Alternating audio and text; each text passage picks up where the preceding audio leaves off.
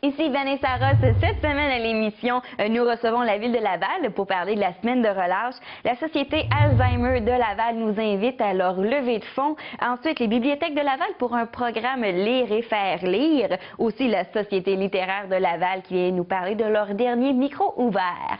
Ensuite, pour votre vitrine communautaire, on va parler de la Journée internationale de la femme avec le TCLCF. Ensuite, Jean-Jacques Lapierre vient nous inviter à une dictée. Tout de suite après votre capsule Urgence Santé. Bienvenue à Laval en bref.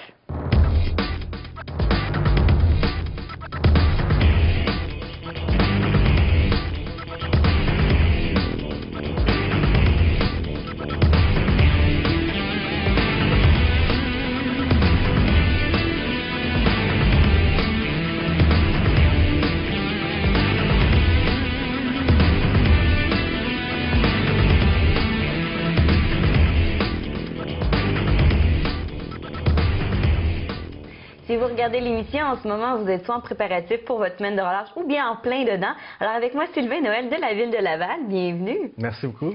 Alors on va parler ensemble là, des activités qui sont organisées par la Ville pendant cette semaine de relâche. Qu'est-ce qu'on va retrouver au programme? Il y a une panoplie d'activités que la Ville de Laval a organisées pour vous. La majorité des activités sont gratuites et ça dans chacun des quartiers. Donc il y a plein de choses à faire durant la relâche pour s'amuser. Et si on veut aller faire des activités à l'extérieur, on a envie de bouger un peu, qu'est-ce qu'on a de faire? On peut bouger durant la relâche, c'est sûr, aller dehors. En plus, si les conditions hivernales nous le permettent, il y a des patinoires extérieures qui vont peut-être encore être ouvertes. On en a beaucoup, hein, sur le territoire de Laval? Il y en a plus de 70 sur l'île de Laval. Wow. On souhaite qu'ils soient ouverts durant la relâche, dépendamment des conditions. Oui. Sinon, vous savez qu'il y a un incontournable à Laval, dans l'Est, qui est le centre de la nature. Donc, il y a des activités pour toute la famille. Est-ce qu'il y a une patinoire là aussi? Il y a une patinoire. C'est à quel endroit? C'est sur le lac. Ah, ben oui, où on a du canot, du kayak pendant l'été. Exactement. La patinoire est sur le lac. Il y a également la glissade, donc 5 descentes de glissade aménagées à chaque jour et surveillées pour s'amuser. Est-ce qu'on emmène notre équipement ou est-ce qu'on peut en louer là-bas? On peut louer des luges? Les deux sont possibles. Vous pouvez apporter votre équipement ou louer des chambres à air sur place. Donc, il n'y a pas de raison de ne pas sortir. Puis au centre de la nature, en plus de la glissade et du patin, vous pouvez faire du ski de fond. Un réseau de 5 km de ski de fond aménagé. Et là, encore une fois, est-ce qu'on apporte nos skis de fond? Les deux sont possibles. Vous l'apportez ou vous le louez sur place. Ah oui? Et je vous dirais qu'en plus, tant qu'à être là avec les enfants, il y a un incontournable à Laval qui est la visite de la petite ferme où vous allez voir les vaches, les cochons, les poules, les lapins. Ouvert, même si c'est l'hiver. J'imagine qu'on peut aussi aller prendre des marches. Moi, je me rappelle quand j'allais au centre de la nature, j'y allais pour prendre des longues marches. J'imagine que ça doit être possible aussi l'hiver. Oui, c'est possible durant l'hiver. C'est un merveilleux site pour passer une belle journée en plein air, que ce soit en famille ou entre amis, là, durant la relâche. C'est un incontournable. Oui. Qu'est-ce qu'on peut faire d'autre l'hiver, là, dehors, à l'extérieur? On peut glisser dans plusieurs parcs à Laval. Il y a des buttes de glisse, donc qui sont aménagées de façon naturelle. Ça prend un petit peu de neige ou un petit peu de glace. On sort avec le traîneau, la famille, les amis, et on s'amuse, c'est certain. Et pour savoir à quel endroit ils sont situés, j'imagine qu'on peut aller voir ça sur le site de la Ville de Laval? Oui, tout à fait. Le site Internet de la Ville de Laval, c'est au www.ville.laval.qc.ca. Ou le 311. 311, le service à la population. Et pour les frileux, là, si on n'a pas envie d'aller à l'extérieur, qu'est-ce qu'on peut faire comme activité intérieure? À l'intérieur, il y a plusieurs choses à faire, que ce soit au niveau sportif ou culturel. Il y a vraiment plein d'activités offertes dans chacun des quartiers. Allons-y avec sportif pour commencer. Sportif, au programme? Il y a des centres sportifs avec des piscines intérieures qui sont ouverts. Il y en a 3 à Laval, donc à Laval-des-Rapides, le centre sportif José Fauché. Oui. Il y a à Chamédé, le centre du Sablon. Et au nord, à Sainte-Rose, le centre sportif Honoré-Mercier, où il y a de la baignade. Donc quand même assez bien réparti sur le territoire de Laval. On va pouvoir aller se baigner. Il n'y a pas juste des piscines dans les centres sportifs, on peut faire plein d'activités. Oui, exactement. Dans les gymnases, il y a des activités libres prévues gratuitement pour la population. Donc du badminton, du hockey cosum, du basketball, du soccer, des jeux spéciaux sportifs en famille et plein d'autres activités comme ça. Donc même s'il ne fait pas beau à l'extérieur, on peut bouger à l'intérieur. C'est pas une raison de rester sur son sofa toute la journée ou toute la semaine. C'est ça, on sort. Donc, si les patinoires sont pas ouvertes à l'extérieur, à cause de la température en ce moment, malheureusement, il y a toujours la possibilité d'aller dans les arénas à l'intérieur. Il va aussi y avoir des activités là, pour toute la famille. Oui, exactement. Dans 8 arénas sur le territoire de Laval, il y a une programmation de patins libres. Il y a aussi du hockey libre pour les enfants, pour les ados, et même parfois du hockey libre pour la famille, en plus d'avoir de l'initiation à différents sports. Ah, OK. Donc, consultez la programmation pour avoir l'horaire exact de Parce que c'est pas tout en même temps, tout ça. Non, exactement. Très bien. Et là, sinon, il y a aussi des activités un peu plus éducatives, culturelles. Entre autres, il se passe beaucoup de choses dans les bibliothèque en ce moment. Oui, les bibliothèques ont une programmation vraiment intéressante spécifiquement pour la relâche. Et on ne parle plus de la bibliothèque traditionnelle, de l'image qu'on a de lire un livre en silence. Ouais. C'est pas ça du tout. Si je vous disais que dans nos bibliothèques de Laval, durant la relâche, il y a des projections de films pour la famille, il y a également des ateliers de danse, il y a du cirque, il y a de la construction de marionnettes, il y a même des bingos pour la famille et une activité de sensibilisation avec un chien Mira dans certaines bibliothèques.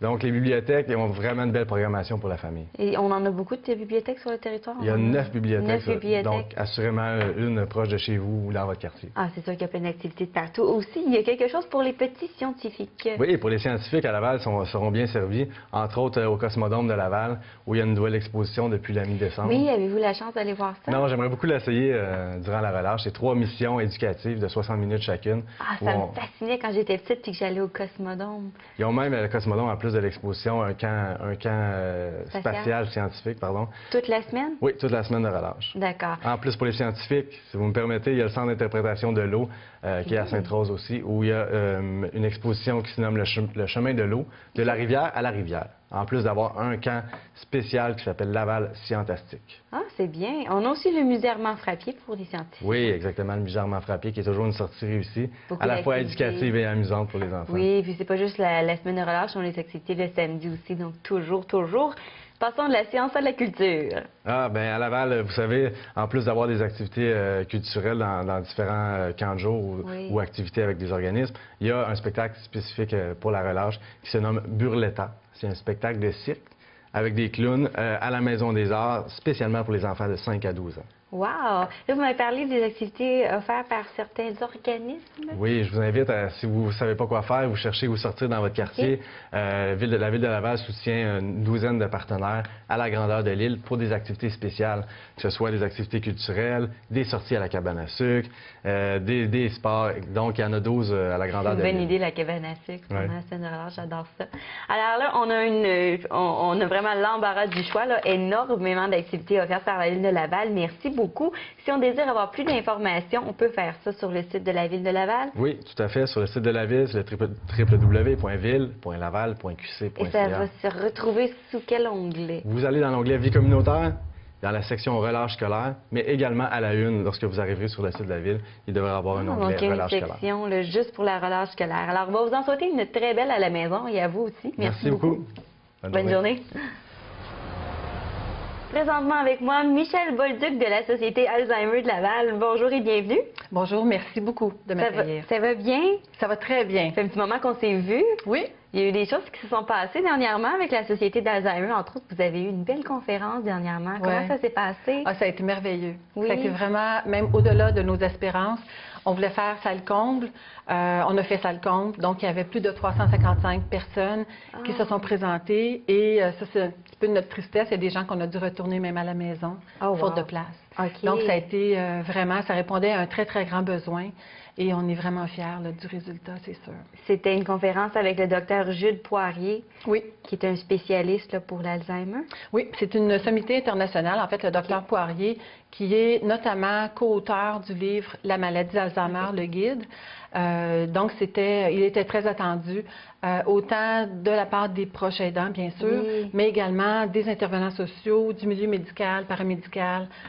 Donc, c'était vraiment une soirée qui pouvait répondre aux questions que les gens se posent. Je suis contente. Ça répondait à un grand besoin. Faisons marche arrière un peu là, pour les gens qui connaissent peut-être pas très bien la Société Alzheimer. Quelle est la mission et les services que vous offrez là?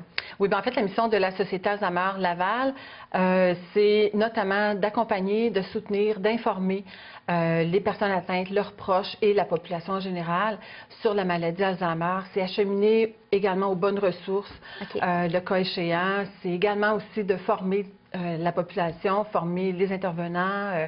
Donc, c'est un champ d'activité qui est quand même très large. Et on est là vraiment, je pense qu'on est la ressource première. Oui. Et parlez-moi des services un petit peu plus précisément. Là. Bien, des gens qui appellent chez nous une première fois, bon, il y a notre merveilleuse équipe conseil qui est là pour vraiment bien écouter, répondre aux questions, les rencontrer. Il y a également des groupes de soutien qu'on offre pour les personnes atteintes et également leurs proches. Il y a des cafés-rencontres, il y a, OK. mon Dieu, il y a le centre d'animation et d'activité également Qu'est-ce qui que est vous là. voulez dire par les cafés-rencontres? Les cafés-rencontres, c'est ouvert à la population lavalloise, donc tout le monde, en fait. C'est pas seulement OK. pour les proches aidants. Bien sûr, ils sont les bienvenus, c'est certain, mais c'est également toute personne qui va en savoir plus sur la maladie d'Alzheimer. C'est le premier mardi de chaque mois. OK. Je m'excuse, le deuxième mardi de Le chaque deuxième mois. mardi de chaque Oui, mois. ça sera confirmé peut-être à l'écran. On va faire une petite annonce. Je vais être sûre de ne pas me tromper. OK.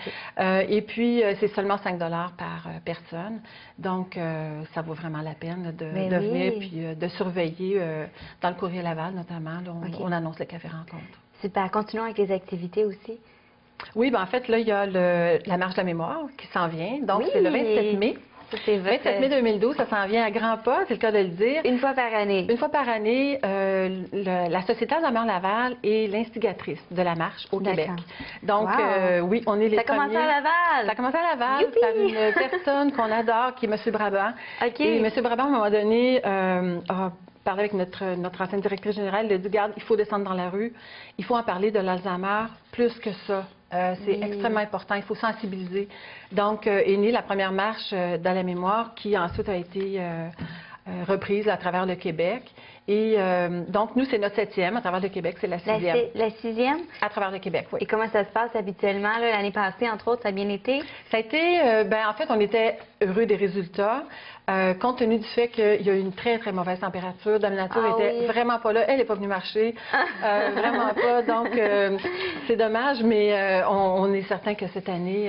Cette année, à date, c'est assez sec. Hein? On a des bonnes chances. Ah oui, ça, on a des bonnes chances. Des bonnes moyennes. Oui, puis on dit aux gens, c'est bon, beau temps, mauvais temps, venez marcher. On a des impairs aussi qu'on peut prêter aux gens. Et Ah puis, oui. il y a un très, très grand chapiteau aussi qui accueille les gens. Donc, même s'il fait un petit peu moins beau qu'on voudrait, ça vaut vraiment la peine par cette activité-là. Elle est pleine d'animation, il y a des tirages. Ça bouge, c'est vivant. Et on a également, peut-être je peux montrer, peut-être qu'on ne verra pas à l'écran. En fait, on a deux partenaires en or qui sont les marchés métro. Ah, OK. Oui, d'Auteuil. En fait, c'est JC Messier d'Auteuil et Marché de la Concorde. Je vois ici vos partenaires métro, Hôtel Château-Laurier Québec, la Ville de Oui. Laval, Boston Pizza, Courrier Laval, le groupe Messier. Oui. C'est bien, vous avez quand même été capable d'aller chercher beaucoup de partenaires. Oui. Comment ça se déroule? Là? Ça va être dimanche le 27 mai. On arrive là le matin. Bien, les gens peuvent s'inscrire le matin OK. même, mais par contre, ce qu'on demande aux gens, c'est de s'inscrire d'avance. C'est une gestion qui est beaucoup plus facile. Puis un coup qu'on est inscrit, après ça, on peut se revirer vers les gens alentour de nous puis on dit, garde, je m'en vais marcher tel Go, jour. go, go. Viens avec moi. On y va à 2, à 4, à 8. On forme une équipe et puis on va marcher tous ensemble. C'est tellement plus agréable aussi. Donc, un parcours de 2,5 km et 5 km. Donc, il y en a pour tous. Et c'est Ça une- prend combien de temps sur un 2,5 km? Oh mon Dieu, la marche, Une demi-heure? on part à 10 h, puis on revient vers 11h15 la première Ah, marche. OK. La deuxième, en fait, parce que celle qui est plus longue arrive un petit peu après. Donc, à midi, tout le monde a mangé, en fait, à peu près. Là. Et le dîner qui est Ouais. offert par les métros, d'ailleurs. Wow, OK, très bien. Puis, à quel endroit est-ce qu'on marche? C'est sur le parcours, en fait, nous, on se rassemble au Parc École l'Odyssée des Jeunes, OK. dans le quartier Vimont-Auteuil. En fait, c'est à la limite. Et puis, donc, c'est dans les rues là, avoisinantes là, de ce secteur-là. Bien sûr, le but de tout ça, c'est de parler, c'est de promouvoir là, les problèmes avec la maladie de l'Alzheimer, mais c'est aussi d'amasser des fonds. Oui. Alors, c'est une activité qui est payante. Comment ça Oui. fonctionne? Bien, les gens, pour s'inscrire, doivent débourser 10 OK. Et ça comprend notamment le chandail, le dîner, l'accès au tirage d'animation, tout ça. Donc, c'est quand même... C'est très pas abordable, cher. non? Tout le monde On peut travaille faire fort sa avec part. nos commanditaires, c'est ça. Et puis... Vous avez aussi un forfait par famille. C'est ça, c'est 25 pour une 25 $ par famille. famille. Et qu'est-ce que le marcheur élite? Un marcheur élite, c'est une personne qui, tout d'abord, s'est inscrite, donc OK. c'est 10 Oui. Et ensuite, elle amasse 200 en dons. Donc, Ah. aussitôt que la personne a atteint son 200 en commandite, elle est éligible au tirage du forfait Château-Laurier de Québec, OK. qui s'implique depuis nombre d'années là, pour Wow. les marches. Oui, ils offrent un forfait à toutes les sociétés Alzheimer. Toutes les marches, en fait, ont un forfait à offrir. Super. Ils sont derrière nous depuis longtemps. On peut vraiment là, s'amuser avec ce projet-là. On peut aller inviter nos amis, notre famille, nos collègues. Il y a plein de Les façons enfants de se rendre. aussi. Bien oui, les enfants, ça c'est bon, ça, de pouvoir leur parler un peu de... Oui. Oui. Puis, on peut inviter les gens par Facebook, les réseaux sociaux. On sait qu'on peut aller inviter plein de gens à créer des événements. Oui. On peut parler à notre employeur. Peut-être qu'on peut aller solliciter nos collègues. Absolument. La marche, ça peut être fait aussi de différentes façons. Une personne qui, un exemple, ne pourrait pas venir cette journée-là, elle peut quand même amasser des dons pour la marche de la mémoire et nous les faire parvenir. Elle peut s'inscrire également sur le site lamarchedelamémoire.com. D'accord. Et puis là, elle suit la marche à suivre tout simplement là, pour s'inscrire à titre de marcheur. Mais en fait, les gens peuvent ensuite appuyer cette personne-là. OK. Donc, ça peut être un point central aussi pour amasser des dons, c'est sûr. Et la marche de la mémoire, est-ce que c'est juste à Laval ou ça se passe un peu dans toutes les villes? C'est partout. Partout au Québec, oui. Cette journée-là, en fait, il y a 20 sociétés Alzheimer au Québec. OK. Et, mais il y a plus de marches. Je pense qu'il y en a entre 30 et 40, une quarantaine de marches en tout. Et ça se passe, oui, partout au Québec, cette journée-là. Donc, ça va être la marche de la mémoire, le mur à mur. Super. Donc, dimanche le 27 mai, notez ça à votre agenda. Ensuite, il y aura le pédale-don le 22 et 23 septembre 2012. Qu'est-ce que c'est qu'un pédale-don? Pédale-don, en fait, c'est une randonnée à vélo qui se déroule sur la piste du Petit Train du Nord. Donc, on part, en fait, on se rassemble à Saint-Jérôme. D'accord. Il y a un minibus qui nous amène tout le monde avec une remorque pour les vélos. On s'en va tous au Mont-Tremblant. Et le départ se fait du Mont-Tremblant et on revient vers la première journée de la Sapinière. Donc, on arrête à la Sapinière de Val-David. OK. On couche là, on mange là. On couche là, on couche où? C'est à la Sapinière. OK. Vraiment, c'est à l'hôtel. Ils nous reçoivent là, pour l'hébergement la nuit. Oui, le repas, c'est vraiment une très, très, très belle escale. Et puis, ensuite, le lendemain matin, on repart de la Sapinière Val-David et on s'en revient jusqu'à Saint-Jérôme. On pédale combien d'heures par jour pendant ces 2 journées-là? La première heure, je vous dirais, c'est environ, La première journée. un bon 5 heures et plus. Faut être en forme. Oui, ben en fait, c'est pour ça qu'on en parle maintenant. Parce que le pédale-don, ça commence maintenant. Tu peux commencer à s'entraîner tout de suite. Oui, et puis OK. je vous annonce en primeur, en fait, qu'on va avoir aussi 2 vélos stationnaires qui nous sont offerts par la compagnie Atlantis. Et ces vélos-là vont occuper une place de choix à la Société Alzheimer Laval. Donc, quelqu'un qui ne pourrait pas cette journée-là venir pédaler tout le trajet, ben moi, je leur dis, garde, venez le faire à la Société. Wow. C'est sûr, ça se ferait 2 jours, là, question de logistique, Oui, oui. mais on peut le faire. Et le but aussi de ces vélos stationnaires-là, c'est de faire en sorte que nos participants, nos personnes qui sont atteintes de la maladie, peuvent également le faire.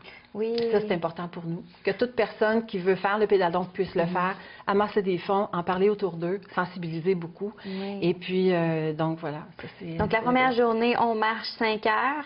On roule. s'arrête là-bas. Et Oui. ensuite, la deuxième journée? La deuxième journée, c'est un petit peu plus court, plus allégé. Le parcours est beaucoup plus, sans dire plat, mais il est plus plat que la OK. première journée.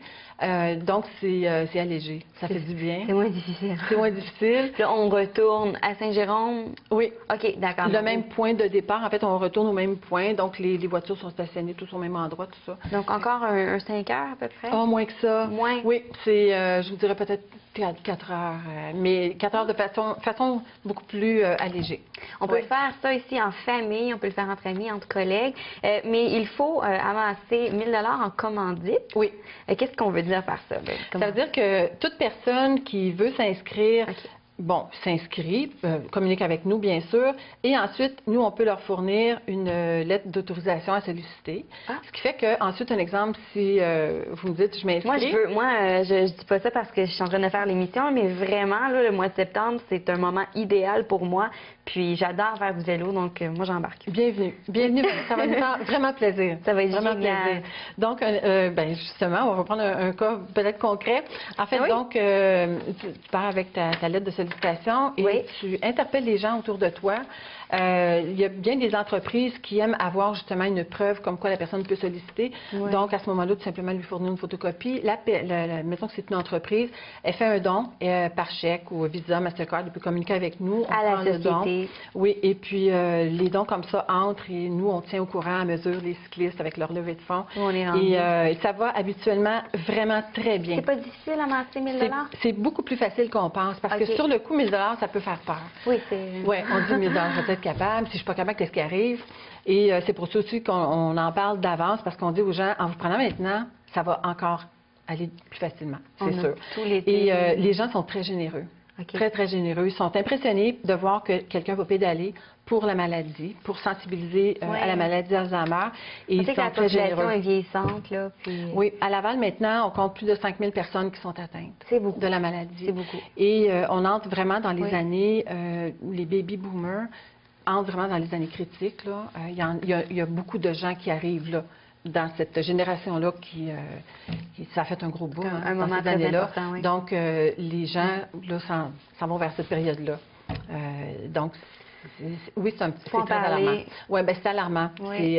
Ça interpelle beaucoup, effectivement. Donc, 100 km de parcours en 2 jours et notre 1 000 $, ça va aller supporter nos frais là, pour l'hébergement. Qu'est-ce qu'il y a d'inclus dans ce prix-là? C'est le transport, donc le minibus qui amène au Mont-Tremblant, la remorque, bien sûr. Ça comprend également... le stationnement rendu là-bas. Le stationnement aussi, oui, c'est inclus.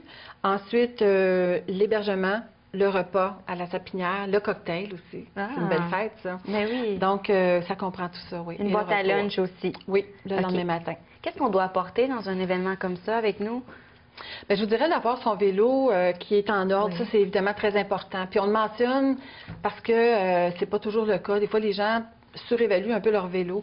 Fait que nous, on conseille beaucoup aux gens d'aller à leur boutique du coin, en tout cas d'aller voir leur marchand de vélo pour faire une évaluation de leur vélo.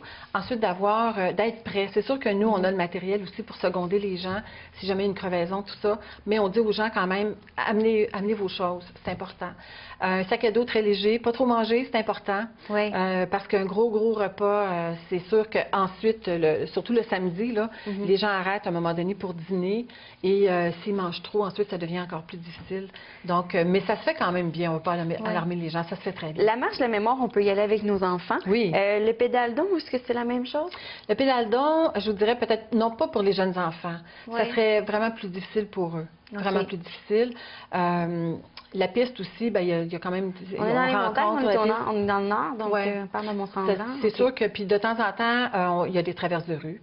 Donc, il y a quand même des voitures qui roulent très vite. D'accord. C'est peut-être moins un endroit pour les enfants et qui peuvent se fatiguer aussi. C'est pas grave, il y a la marche de la mémoire. Oui, donc, il y a quelque chose pour tout le monde. Donc, avec toutes ces belles activités-là, j'imagine que vous êtes peut-être à la recherche de bénévoles? Oui. Dans les 2 cas, en fait, la marche de la mémoire, s'il y a des gens qui sont intéressés à donner un peu de leur temps le 27 mai, en avant-midi, un bénévole arrive à 7 h le matin.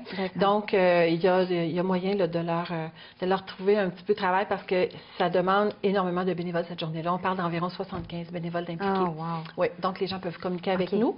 Et pour le pédale-don, un petit peu moins en fait parce que la logistique est très, très différente. Mais par contre, à la Société Alzheimer-Laval, oui, on est à la recherche de bénévoles, entre autres au transport. Au transport, oui, transport. Donc, il y a tellement d'activités, il y a tellement d'options pour pouvoir aider la Société d'Alzheimer de Laval. Et pour s'inscrire à toutes ces belles activités-là, vous avez un site web? Oui, c'est le www.alzheimerlaval.org. Est-ce qu'on peut donner le numéro de téléphone? Oui, bien sûr, c'est le 450-975-0966. Et puis, vous êtes situé à quel endroit à Laval? 2525 boulevard René-Lannec, donc environ 1,5 km, 2 km au nord de la Cité de la Santé. Et voilà pour les coordonnées. Merci beaucoup. Bonne chance. Merci beaucoup de nous avoir accueillis. Énormément de succès. Ah, merci. Je compte sur vous pour le pédale-don. Oui. Qui est présentement avec moi, Madame Marie Boulet et Lise Bourbonnière. Bienvenue. Bonjour. Vous êtes ici pour représenter les bibliothèques de Laval parce qu'il y a un programme super intéressant, Lire et faire lire. Qu'est-ce que c'est? Lire et faire lire, c'est un programme qui a été implanté en France, en Suisse et dans plusieurs régions du Québec.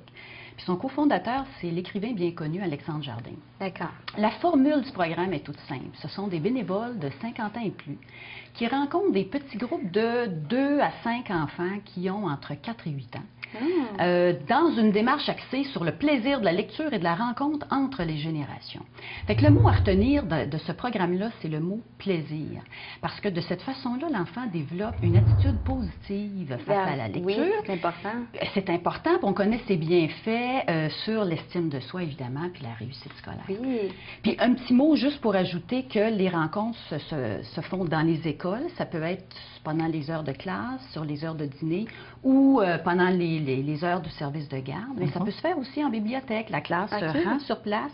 Le groupe est éclaté en petits sous-groupes et chacun des bénévoles anime son groupe dans un coin de la bibliothèque. Et moi, quelque chose que vous avez mentionné que je trouve très bien aussi, c'est la rencontre entre les deux générations. Hein? Oui. Super important. Oui, pour les enfants aussi, là, définitivement. Ouais. Ah, c'est bien. Ouais. Donc là, on lit avec les enfants. Fait qu'on y va par groupe d'âge. C'est sûr qu'un enfant de 4-5 ans, il ne va pas avoir la même lecture qu'un enfant de 8 ans. Exact. D'accord. Et vous êtes bénévole pour ce programme-là. Qu'est-ce que vous faites? Alors, moi, comme l'a dit Marie, je fais la lecture et j'anime et je donne vie, dans le fond, à l'histoire. Alors, j'ai commencé à faire ce travail-là là, suite à une annonce dans les hebdos régionaux. Alors, je suis allée voir Marie, j'avais 50 ans et plus, donc j'étais éligible. Alors, j'ai commencé à lire à la bibliothèque avec un groupe d'une école qui est venu. Alors, j'ai fait la lecture et on doit adapter. Mais quand c'est des écoles, les groupes sont un petit peu 5-6 élèves qui se divisent à travers les bénévoles. Alors, il faut choisir une histoire qui peut plaire autant aux petits garçons qu'aux petites filles, parce que souvent, les groupes sont mixtes. Oui. Alors, pas trop de princesses, puis pas trop de soldats non plus, donc il faut mélanger le tout. Donc, le rôle du bénévole, c'est d'avoir du plaisir d'abord à faire ça et avoir, je pense, une bonne qualité d'expression et de lire l'histoire et de lui donner vie. Donc, de ne pas avoir peur de jouer des voix, des personnages pour animer tout ça. Ben oui, il faut pas faire du ridicule, hein? Non, pas du tout. Et souvent, les enfants veulent lire aussi, veulent faire leur part. Alors là, on divise une page à un, une page à l'autre.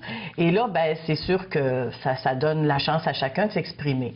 Il y a aussi la lecture en garderie familiale que je fais actuellement avec 4 enfants.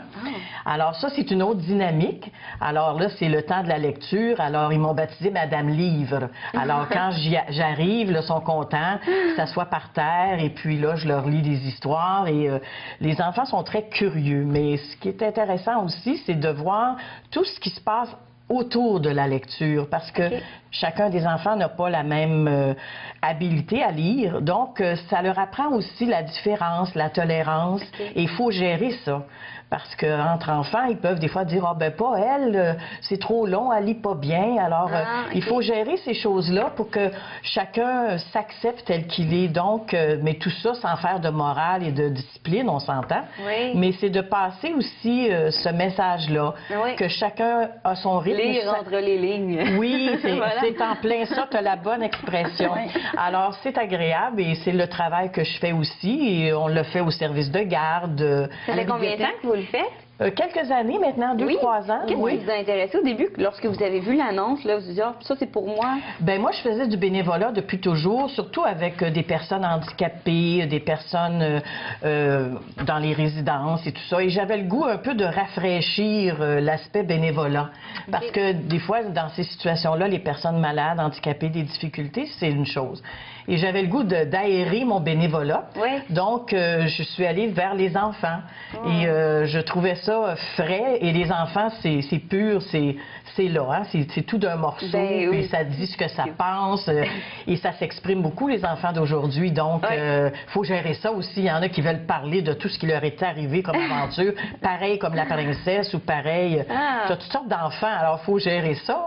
Alors, c'est bien agréable. C'est dans le plaisir. Oui. Qui choisit les livres? Est-ce que c'est les enfants sur place ou c'est vous qui choisissez? Bien, je dirais que je suis appuyée par la bibliothèque. C'est un peu notre rôle. Oui, c'est un des rôles de la bibliothèque. Soutien des bénévoles, le recrutement des bénévoles, l'encadrement, l'accueil et leur fournir des lectures au besoin, selon les groupes d'âge des enfants. D'accord. Alors, pour pouvoir entrer dans votre univers, là, si on est soit une garderie ou un groupe scolaire, comment est-ce qu'on fait pour venir participer à cette activité? Vous appelez au 450-978-6888, le poste 4345. Mon nom, c'est Marie Boulet. Ça va nous faire Alors plaisir. voilà, comme ça, tout simplement, là, on va pouvoir venir participer. Est-ce que c'est disponible à longueur d'année? Oui. Oui, super. Un peu moins l'été, il y a moins de... parce que les écoles sont fermées, mais les garderies familiales continuent à l'été, mais c'est quand même à l'année.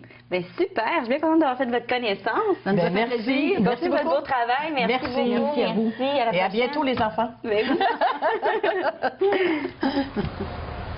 C'est toujours un plaisir de recevoir la Société littéraire de Laval avec moi en studio. Bonjour à vous deux. Bonjour. Bonjour. Madeleine Dalphond-Guiral. Bravo! Oui, je l'ai dit comme il faut. Et Danielle Gentile, bienvenue. Ça fait plaisir.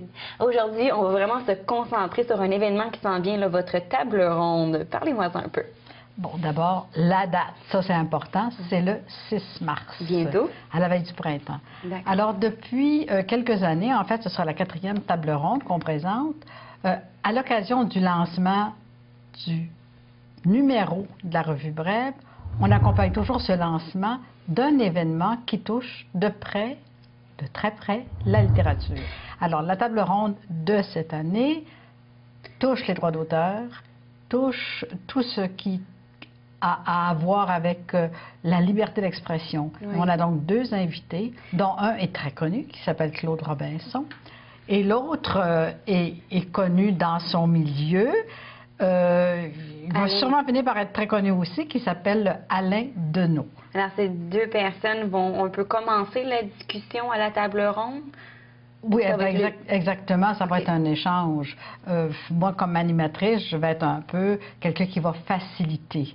Mais Ok. ce qu'il faut savoir, c'est que nos 2 invités sont tous les 2 en processus judiciaire. Oui. Alors, vous savez comment les politiques aiment ça? Je ne peux pas en parler, c'est sub iudice. Mais quel est le problème, là, Claude Robinson? Alors, Claude Robinson s'est fait voler littéralement une idée qu'il avait eue, puis qu'il avait travaillée OK. par le groupe Sinard, entre autres. OK. Et c'est allé devant la Cour suprême qui a reconnu que Claude Robinson avait bel et bien été volé et il y a eu effectivement des sanctions importantes. Mais la justice étant ce qu'elle est et les gens qui ont de l'argent étant ce qu'ils sont, les coupables ont décidé d'aller en appel, donc c'est encore... C'est très long, hein? c'est le processus. très long et ça fait, ça doit faire plus que 15 ans. Oui. Donc c'est une bataille extraordinaire. Donc c'est un modèle de courage, de ténacité. Et le cas d'Alain Deneau. Alors Alain Deneau, c'est un sociologue qui enseigne à l'université à Montréal. Il a écrit un document qui s'appelle Noir Canada. Oui.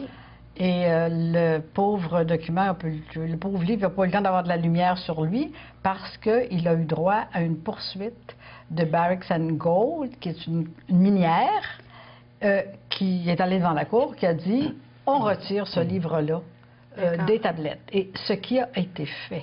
Donc, le livre n'a même pas pu être lancé. Alors, pourquoi la compagnie minière était tellement furieuse? C'est que M. Deneau... à partir de documents publics, faisait la démonstration des manières, en tout cas, qu'on veut certainement qualifier d'immorales, OK. que les compagnies, notamment minières, sous pavillon canadien, avaient en Afrique. Alors, c'est... Ils n'ont pas aimé ça. Non, ils n'ont pas aimé ça. OK. Et ils ont déposé une poursuite de je sais pas combien Mais là d'exemplaires. encore, on parle de liberté d'expression. Exactement, alors. exactement. Je suis sûre que ça va engendrer des discussions vraiment passionnées. Exactement. Ça va être un bel événement. Et là, ça va être la sortie là, de la revue Brève. Et on en a un exemple. Puis ça, c'est le dernier. Hein? C'était... C'est le numéro du mois de juin Du et mois de nous juin. allons lancer le numéro d'hiver OK. en Pour les- deuxième partie de la table ronde. D'accord. Et pour les gens qui ne connaissent pas là, ce livre, qu'est-ce qu'on y retrouve à l'intérieur? C'est la revue officielle de la Société littéraire de Laval dans laquelle nous avons des textes de création littéraire OK. et aussi des textes soumis librement par des auteurs, membres ou non, OK. mais des textes qui ont été créés aussi lors de nos événements. Et ça, c'est assez particulier. Entre autres, on a des micros ouverts au Café Le Signet du Vieux-Sainte-Rose. Le sans dernier doute pour qu'on la le connaît. saison. Voilà, le dernier Oui. de la saison a lieu le 16 mars. À chacun de ces cafés, on fait une sélection de textes qui paraissent dans la revue. À notre connaissance, c'est le seul micro ouvert qui donne au lecteur la possibilité d'être publié. Qui devient un micro écrit. Et c'est à Laval, là, tout ça. Là. C'est à quel endroit? c'est au vieux, le café Le Signet, c'est dans le vieux Sainte-Rose, sur le boulevard Sainte-Rose, au coin du boulevard Labelle. Mais il faut réserver réserver. au café. On peut réserver plus tôt pour manger. OK. À 7h30, c'est les lectures qui commencent. C'est toujours plein à craquer. C'est vraiment un gros succès. C'est animé par Nancy Lange. Donc, le dernier micro ouvert là, pour De la saison, vous reprenez au mois de septembre, mais il y a quand même plein d'activités jusque-là. Vous en avez à peu près une dizaine. Plus encore. Oui, alors pour avoir l'information pour tout ça, vous avez un site web?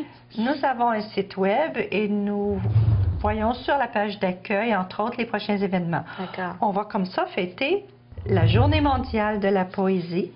Le 29 mars, toujours au Café Le Signet. Il y a toute une série là au Café Le Signet. Et tous les samedis du mois d'avril, il y aura une activité en après-midi pour fêter le mois national de la poésie. Donc, chaque fois, un auteur différent, souvent avec accompagnement musical. On aura aussi toute une flopée d'activités pour la Journée mondiale du livre et du droit d'auteur, qui est le 23 avril.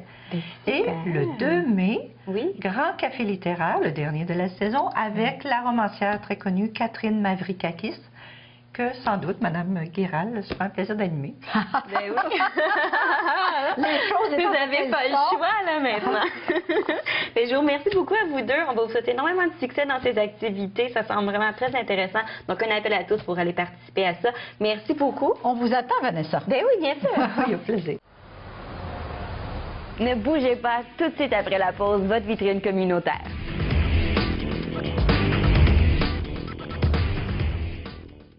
Vous êtes de retour juste à temps pour votre vitrine communautaire.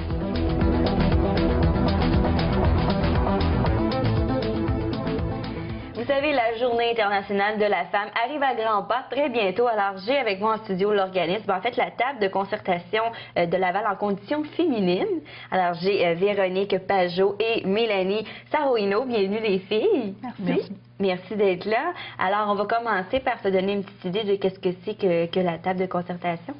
Oui, alors la TCLCF existe depuis plus de 20 ans et puis c'est un organisme régional qui regroupe par ses membres plus de 30 000 Lavalloises. Alors, la TCLCF, oui, c'est beaucoup de membres.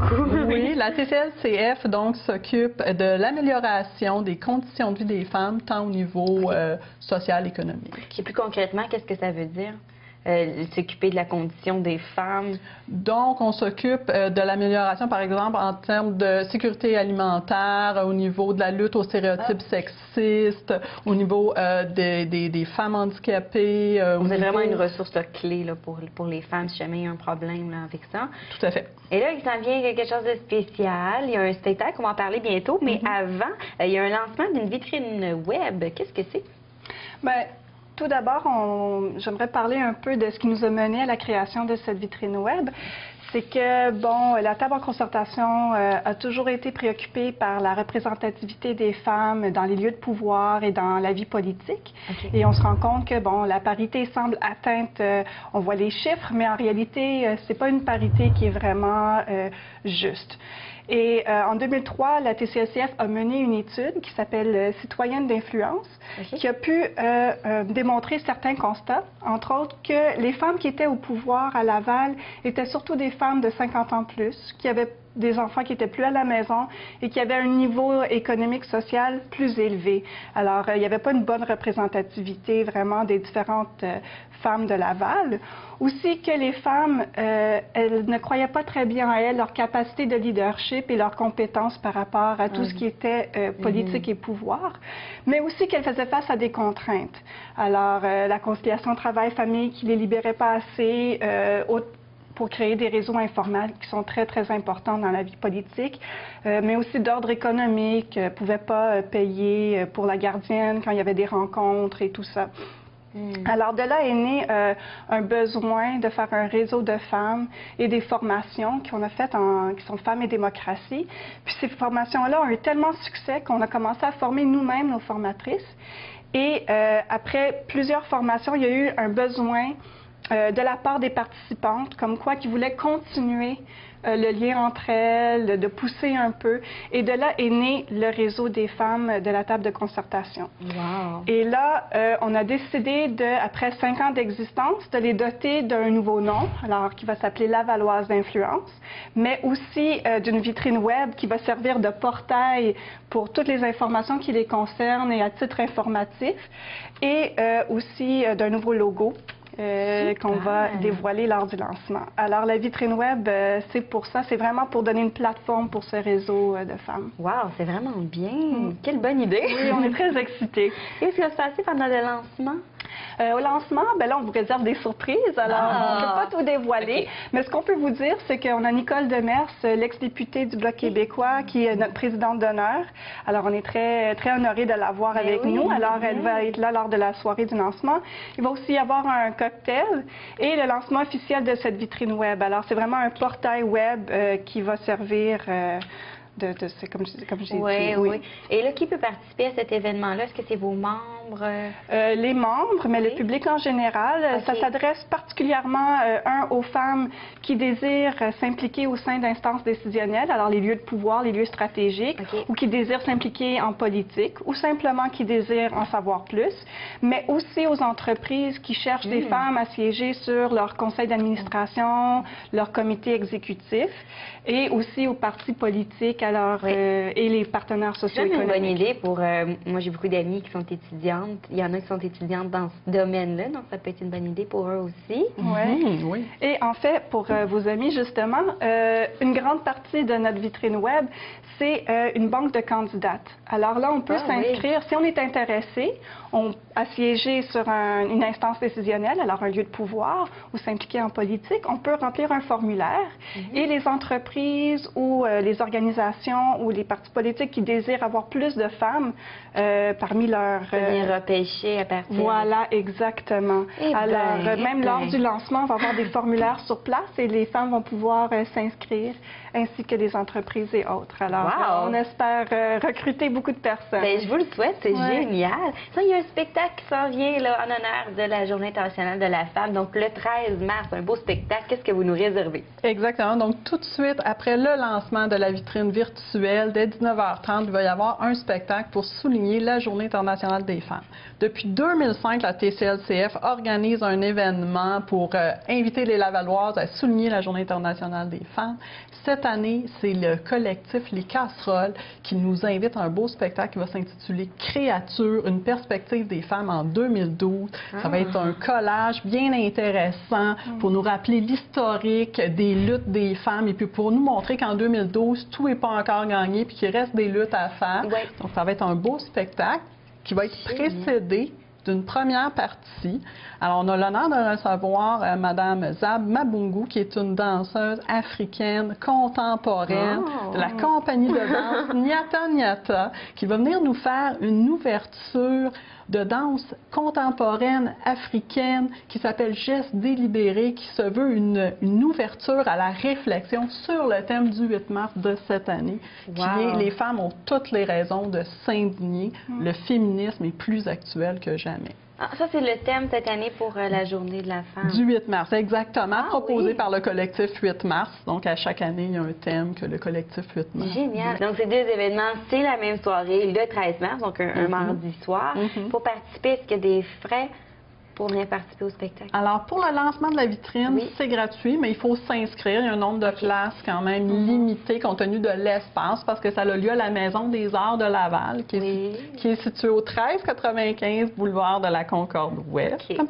Alors, mais pour le spectacle, les billets sont en vente à la TCLCF au coût de 10 $. Donc, c'est un prix tout à fait raisonnable pour la qualité de spectacle qu'il va y avoir. Si on se fait au spectacle de l'an dernier, là, ça a fait ça le comble et puis c'était passionnant. Ah, génial. Donc, pour avoir plus d'informations, vous avez un site web? Oui. www.tclcf.qc.ca. Sinon, vous pouvez m'appeler moi, Mélanie, à la table au 450-682-8739. Parfait. Alors, on est informés et on va pouvoir aller en chercher encore plus sur le site. Je vais vous souhaiter de passer un très bel événement. Merci beaucoup de votre présence. À vous. Bonne chance. Merci. Puis vous allez être présente, je suis certaine. Ben oui, ben oui. On attend les Lavalloises en grand nombre. Voilà. Un appel à tous. Toujours un plaisir d'avoir Jean-Jacques Lapierre avec nous en studio. Bienvenue. Le plaisir est pour moi, Mme Barros. C'est toujours aussi le plaisir pour moi, toujours renouvelé, surtout lorsqu'on vient parler d'une activité exceptionnelle, d'une activité dont je suis passionné. Oui, on va parler de la dictée lavalloise qui va avoir lieu bientôt, le 17 mars 2012. Oui. Qu'est-ce que c'est que la dictée? Bon, la dictée lavalloise, c'est une activité ludique qui est assez importante quand même, parce qu'elle accueille près de 350 personnes ici à Laval. C'est une des 5 activités importantes sur le plan ludique. Alors, cette activité-là existe depuis 17 ans au niveau de l'Association Québec-France, mais elle remplaçait auparavant une activité qui s'appelait la dictée des bibliothèques. Alors qui existait depuis 5 ou 6 ans. J'en faisais partie. À ce moment-là, j'étais très jeune, très, très jeune. Mais, vous êtes bon, vous avez un bon orthographe. Oui. Une bonne grammaire. Oui. Alors, la dictée de l'Association Québec-France a pris de l'ampleur. Et puis, c'est une belle réussite actuellement qui a réuni comme je disais, plus de 350 personnes au centre communautaire du Boisier-Papineau. Et puis, c'est intéressant. C'est un jeu ludique, c'est un jeu. Et en même temps, la même dictée se donne en France. Oui. Et on les bat. Elle a un volet international. Elle a un volet international, la dictée. Elle est donnée simultanément à Laval, en Mayenne. On sait qu'on est jumelé avec une ville qui s'appelle Laval, dans la ville de Mayenne. Et puis, avec cette dictée-là, il y a 8 ans, on a commencé, j'ai demandé aux gens de là-bas de pouvoir, s'ils pouvaient participer. Alors, ils ont accepté de participer. Elle n'a pas l'ampleur là-bas qu'on peut avoir ici. La ville est plus petite. Et puis, ils n'ont pas peut-être la passion qu'on peut avoir, mais ils participent. Et puis, nos résultats sont bons. Les résultats sont bons. Nos résultats sont très bons. On utilise des mots très québécois. Eux autres sont comme, mais qu'est-ce que c'est ça, alors? Non. Parce qu'une année, c'est eux autres qui peuvent faire la dictée, et l'année suivante, c'est nous autres qui peuvent faire la dictée. Alors, la dictée, non, ils ne peuvent pas nous accuser. Ils font une dictée à leur goût. Puis, non, c'est bien fait. D'abord, toutes les étapes de la dictée sont très professionnelles. Oui. Très, très professionnelles. D'abord, on a ceux qui peuvent faire la dictée sont des gens excessivement compétents. Nous avons M. Laurier-Lapalme, qui est un professeur, puis il a remporté déjà 6 prix pour la dictée lavalloise. Nous avons M. Hyacinthe Lehaut, qui est un professeur de français, ex-directeur d'école. C'est sérieux, la dictée. Et votre lecteur, c'est pas n'importe qui. Le lecteur, c'est professionnel. Marius Brisson, le cher Marius, il fait ça depuis près de 10 ans. Marius est un professionnel. D'abord, c'est un professionnel, mais un professionnel pour la lecture de la dictée. Ça se fait d'une façon très spéciale. La dictée, il ne faut pas aller trop vite. Il faut que ce soit bien prononcé. Il faut faire les temps d'arrêt, les accents. Ça a l'air de rien, mais c'est important. Et lui, il a l'affaire. Marius, et pas juste bon. À un moment donné, les femmes disent ce qui est beau. Bon, écoutez, moi, j'en laisse passer, mais... Il est célibataire? Oui, il est célibataire. Il est célibataire. Bon, de quelle façon est-ce que ça se déroule, là, la journée? Là? Il y a plusieurs volets, là. Des groupes d'âge, quand même. Oui, d'accord. La dictée, il y a plusieurs volets. Il y a une partie pour les adultes, une autre partie pour les cégepiens, une autre partie pour les gens du secondaire. Ensuite, il y a deux autres parties spéciales pour les gens du primaire. Donc, on a la 3e et 4e année ensemble? La 3e, 4e, puis 5e et 6e année ensemble. Alors, ça, c'est ensemble. Alors, c'est certain que les jeunes du primaire, c'est dans un endroit séparé, complètement séparé, et puis la dictée, c'est pas le même contenu. Pour la grande dictée, alors, elle est faite, disons qu'il y a 5 paragraphes. Les 3 premiers paragraphes, c'est pour tout le monde. Et c'est pas trop difficile. Ben si, pas trop difficile, faut dire, c'est une belle dictée. Alors, c'est une bonne dictée, c'est une dictée. Alors, et puis les 2 autres volets, ensuite, ben, c'est pour seulement que les adultes, les cégepiens et les secondaires ne le font pas. Alors, ça là... c'est tout en même temps? Ah oui, tout le monde en même temps. Ah oui, tout le monde en même temps. Une partie de la dictée, c'est tout, pour tout le monde, OK? Et les 2 derniers paragraphes, c'est pour les adultes seulement. Est-ce que ça se met encore sur papier avec un crayon à la mine? Absolument. Ah oui, comme à absolument, l'école. il faut faire ça comme ça. Et puis, les gens, d'abord, donc, on n'a peut-être pas le cadre idéal pour le faire, mais excepté, les gens le font avec beaucoup de sérieux. C'est fait avec beaucoup de sérieux. Il n'y a pas de dictionnaire, puis disons qu'il y a des surveillants qui se promènent, on promène les crayons, les champs de crayons. Non, c'est ça. Non, parce que d'ailleurs, s'il tricher, souvent, il risque de copier les erreurs des autres.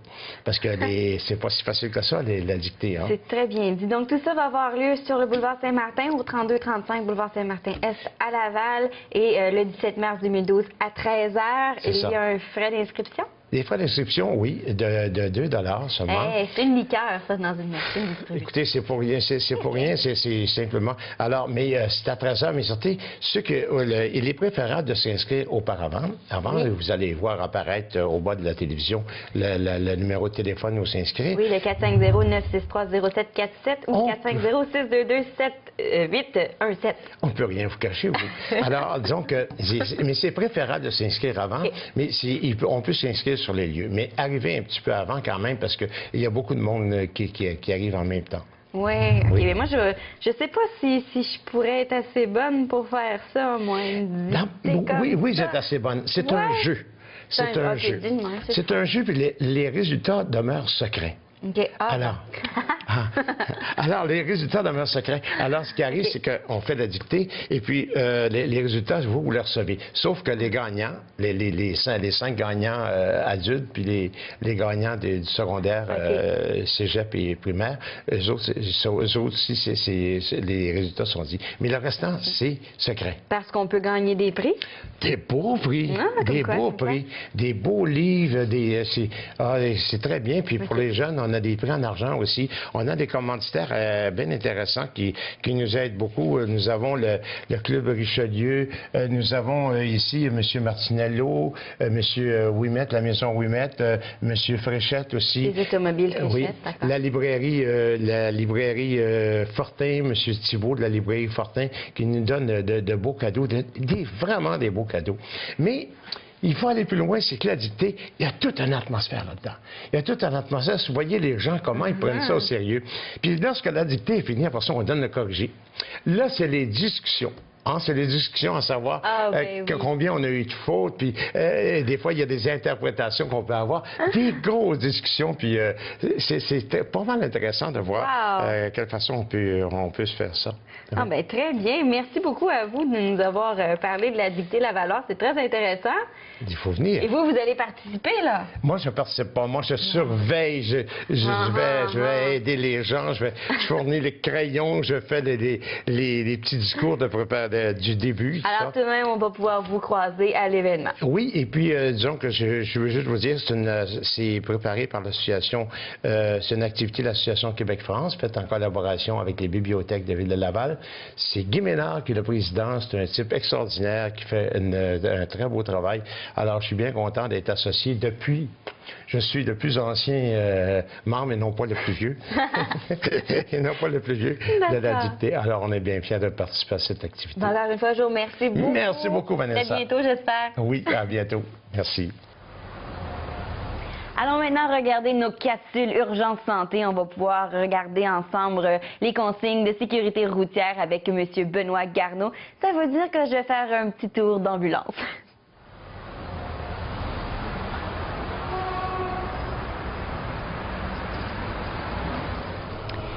C'est cool, je suis en train de faire un tour d'ambulance. Qui a le droit de faire ça? Moi, je suis chanceuse, je peux. Je suis avec M. Garneau ici. Il va répondre à plusieurs questions de sécurité. Là, on se pose toutes beaucoup de questions, comment agir sur la route. Première question pour vous, si on voit une ambulance qui est en train de rouler là, avec les gyrophares et tout, et qu'on est à une lumière rouge, comme là, on s'apprête à être à une lumière rouge, est-ce qu'on a le droit dans ce temps-là de la brûler? Il faut faire attention. On est responsable, le conducteur d'un véhicule routier est responsable de ses agissements. C'est sûr qu'il ne faut pas qu'il mette sa vie en danger en voulant laisser passer un véhicule d'urgence. Alors, il faut être très vigilant. Si on peut le faire, on va se tasser sur le côté droit et laisser passer l'ambulance. Mais, je le répète, si il y a des véhicules qui continuent à rouler, on ne doit pas mettre sa vie en danger pour laisser passer un véhicule d'urgence. On se met à risque nous autres mêmes. Et là, au moins, il y a déjà une ambulance. Mais il faut toujours tourner à droite quand on voit une ambulance? Bien, dans la mesure du possible, il faut se tasser à droite. C'est sûr qu'un conducteur de véhicule d'urgence va essayer de rouler le plus possible dans la voie de gauche pour justement demander et faire en actionnant ses gyrophares et sa sirène, ça va indiquer aux gens, là, la première chose pour un conducteur, c'est de localiser d'où provient la sirène et à ce moment-là, lorsqu'il l'a localisé, quand il voit que c'est en arrière de lui, mais c'est de sécuritairement se tasser vers la droite pour laisser passer le véhicule d'urgence. On voit des fois des petits futés là, qui décident de suivre une ambulance quand il y a beaucoup de trafic. Si l'ambulance roule vite, est-ce qu'on a le droit de faire ça? Est-ce que c'est légal? Bien, c'est proscrit de faire ça. On ne doit pas suivre une ambulance de près parce qu'on ne sait pas, on ne voit pas en avant de l'ambulance, on ne voit pas ce que les ambulanciers voient dans leur véhicule. Et si le véhicule freine brusquement, il y a des dangers de collision avec l'ambulance. Donc, on ne doit pas suivre de près, tout comme lorsqu'il y a des membres de la famille qui veulent suivre une ambulance, ils vont se mettre en danger parce qu'ils vont passer sur les intersections aux lumières rouges. Ça aussi, on leur demande de ne pas suivre l'ambulance de près. Et si ils voient une lumière rouge sur leur passage, même si l'ambulance passe, ils n'ont pas le droit de passer sur la lumière rouge pour suivre l'ambulance. Quand on suit une ambulance, il faut la suivre à quelques mètres, 3 mètres, je pense? Bien, il faut laisser quand même plusieurs mètres en arrière. Effectivement, 3 mètres, mais si on est capable de laisser, parce que 3 mètres, c'est pas très grand, là. Si on est capable de laisser une dizaine de mètres, là, on s'assure à ce moment-là de pouvoir réagir si l'ambulance freine brusquement.